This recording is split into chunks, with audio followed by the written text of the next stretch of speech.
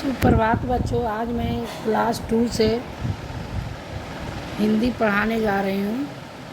पाठ 11 में बच्चों है टेसू राजा बीच बाज़ार।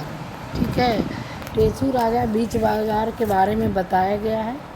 सबसे पहले आपको हम परिचय कर देते हैं कि इस मज़ेदार कविता में विचित्र प्रश्नों के उत्तर विचित्र ढंग से दिए गए हैं। ठीक है, टेसू राजा बीच बाजार खड़े हुए ले रहे अनार। इस अनार में कितने दाने, जितने हो कम्बल में खाने, कितने हैं कम्बल में खाने। भेड़ भला क्यों लगी बताने, एक झुंड में भेड़ें कितनी, एक पेड़ पर पत्ती जितनी। ओके बच्चों, इसमें बताया गया है कि टेसू राजा बाजार में खड़े होकर अनार खरीद रहा था। उसने पूछा कि इस अनार में कितने दाने हैं। दुकानदार ने कहा कि जितने ही कम्बल में खाने हैं। राजा ने कहा, क्या हमें भेड़ बताएगी कि एक कम्बल में कितने खाने हैं। तो एक झुंड में कितनी भेड़ें हैं, जितनी एक पेड़ पर पत्तियां हैं। ओके बच्चों, अब जो है आगे है कि एक पेड़ पर पत्ते कितने, एक पेड़ पर कितने पत्ते, जितने हो गोपी के घर लत्ते। गोपी के घर लत्ते कितने, कलकत्ते में कुत्ते जितने। 20,23,000 दाने वाला एक अनार। टेसू राजा कहे पुकार, लाओ मुझको दे दो चार। बच्चों, इसमें बताया गया है कि एक पेड़ पर कितने पत्ते हैं, जितने गोपी के घर में कपड़े हैं।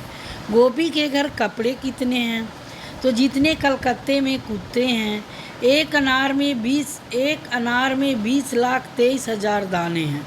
टेसू राजा ने जोर से कहा, लाओ मुझे 4 अनार दे दो। ठीक है, ओके बच्चों, अब है चलिए प्रश्न उत्तर की तरफ। गिनत अनगिनत। ओके, कुछ चीज़ ऐसी होती हैं जिन्हें गिना जा सकता है, कुछ चीज़ें को नहीं। जिन चीज़ों को गिन सकती हो उसके आगे हाँ लिखो, जिन्हें नहीं गिन सकती हो उसके आगे नहीं लिखो। कम्बल के खाने, तो बच्चों कम्बल के खाने हम नहीं गिनेंगे। दूसरा में है सिर के बाल भी बच्चों हम नहीं गिन सकते हैं। घर के लोग हम गिन सकते हैं। चींटी के पैर, तो हाँ इसको भी हम गिन सकते हैं, हाँ लिखो। कमीज के बटन, इसको में भी हाँ लिखो, इसको भी हम गिन सकते हैं। पेड़ के पत्ते नहीं गिन सकते हैं। आसमान के तारे नहीं। कॉपी के पन्ने हाँ लिखो। अपने कपड़े हाँ लिखो। स्कूल के बच्चे को भी हम गिन सकते हैं। ओके बच्चों, अब आ जाइए कि कवि बन जाओ तुम। नीचे दी गई कविता को ध्यान से पढ़ो। एक पेड़ पर कितने पत्ते, जितने गोपी के घर लत्ते। गोपी के घर लत्ते कितने, कलकत्ते में कुत्ते जितने। बच्चों, अब तुम कविता को आगे बढ़ाकर लिखने की कोशिश करो। तो बच्चों, इसमें लिख सकते हो आप कि 20,23,000 दाने वाले एक अनार। ये दोनों लाइन में लिख दो। आगे है तुम्हारा अंदाज़ा। अब तुम्हारा अंदाज़ा में है 20,23,000 दाने वाला एक अनार। क्या सचमुच में इतने दाने होते हैं, अंदाजे से बताओ। एक अनार में बच्चों कितने दाने होते हैं, तो एक अनार में लगभग 100 या 150 दाने। अगर छोटा रहेगा अनार तो उसमें 100 दाने के आसपास होगा, बड़ा रहेगा तो 150 दाने भी होंगे। एक मटर में कितने दाने होंगे बच्चों, तो इसका आंसर होगा कि एक मटर में 3-4 भी हो सकते हैं या 5-6 भी दाना हो सकते हैं। छोटा रहेगा तो 3-4 होगा, बड़ा रहेगा तो 5-6 दाने हो सकते हैं। एक भुट्टे में लगभग कितने दाने होते होंगे?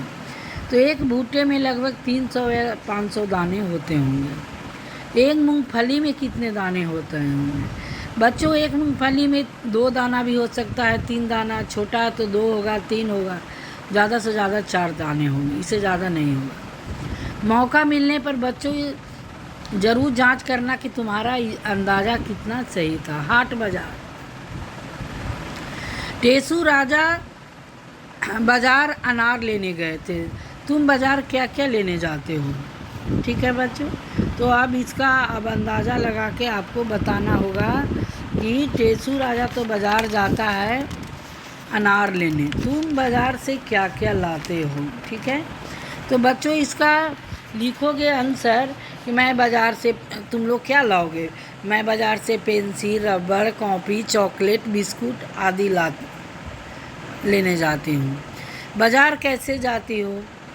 तो मैं पापा के साथ जाता हूँ या दादी के साथ जाता हूँ या मैं अपने पापा के साथ मोटरसाइकिल पर जाता हूँ, गाड़ी से जाता हूँ। बच्चों, जिस चीज़ से आप जाते होंगे वो लिखिएगा। उस बाज़ार का नाम क्या है? तो अपने अपने बाज़ार, जो बाज़ार में आप जाते हो उस इलाके के बाज़ार का नाम लिख देना है। जैसे दीघा बाज़ार है, सियाना बाज़ार है, उसी तरह से आप कुछ भी जो आपके पास में होगा उसको लिखिएगा। अपने घर के पास कुछ और बाज़ारों के नाम पता करो। बच्चों, आपके घर के बाज़ार, आसपास में बाज़ार कौन है उसको पता करने के लिए कहा जा रहा है। वहाँ कौन सा बाज़ार लगता है उसको लिखना है। ठीक है, अब आ जाइए। बाज़ार अलग अलग तरह के होते हैं, जैसे मंडी, हाट, सोम बाज़ार, मॉल, पैठ, किनारी बाज़ार आदि। कक्षा में बातचीत करो कि इन सब बाज़ारों में क्या अंतर है। तुम्हारे घर के पास किस तरह के बाज़ार हैं? बच्चों, इसका जो है आंसर होगा कि हमारे घर के आसपास जो है वो बुध बाज़ार लगता है, कहीं कहीं चूड़ी बाज़ार लगता है। वो बच्चों, ये आपस में आपके पास जो बाज़ार लगता होगा उसके बारे में आप घर में चर्चा करके लिखें। फिर बदल में आ जाइए। जितने हो कम्बल में दाने खाने, तो इस वाक्य को आप किस तरह से लिख सकते हैं? ठीक है, तो इसका आंसर हो जाएगा बच्चों, कम्बल में कितने खाने हैं। ठीक है, इसी तरह से नीचे लिखे वाक्यों को लिखो। कितने कम्बल के खाने हैं? तो कम्बल में कितने खाने हैं। ठीक है, एक झुंड में भेड़ें कितनी? तो इसका आंसर हो जाएगा एक झुंड में कितनी भेड़।